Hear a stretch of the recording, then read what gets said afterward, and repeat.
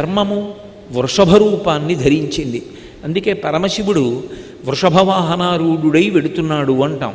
ఆయన వృషభవాహనారూఢుడై వెడుతున్నాడు అన్న మాటకు అర్థం 4 పాదములు కలిగినటువంటి ధర్మాన్ని అధిరోహించి పరమశివుడు తిరుగుతూ ఉంటాడు.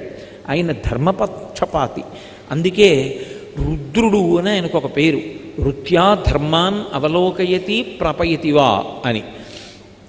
వేదముల చేత ధర్మాన్ని తెలియచేసి ఆ ధర్మమునందు మనకి అనురక్తి కలిగేటట్టుగా చేసేవాడెవరో ఆయనకి రుద్రుడని పేరు. ఆయన వాహనమే నందీశ్వరుడు. నందీశ్వరుడు వృషభము. వృషభము అంటే ధర్మము. అది 4 పాదములతో ఉంటుంది. అటువంటి ఎద్దు ఒక్క కాలుతోటే నడుస్తోంది, 3 కాళ్ళు లేవు. 3 కాళ్ళు లేనటువంటి ఎద్దు ధర్మానికి ప్రతీక. ఏడుస్తున్నటువంటి ఆవు భూమికి ప్రతీక.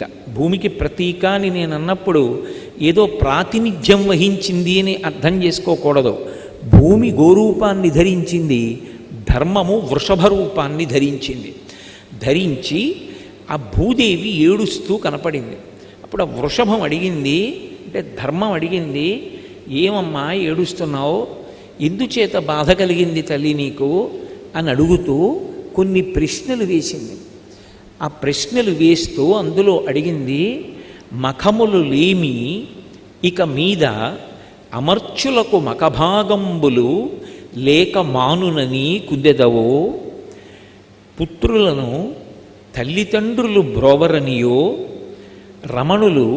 రమణుల రక్షింపరనియో, భారతి కుజనుల ప్రాపించుననియో, సద్విప్రులు రాజుల సేవింతురనియో, హీనవంశజాతులు పరిపాలనము చేతురనియో, కులిశహస్తుండు వర్షములు కురియింపనందున ప్రజలు దుఃఖముల ములుగుదురనియో, లేక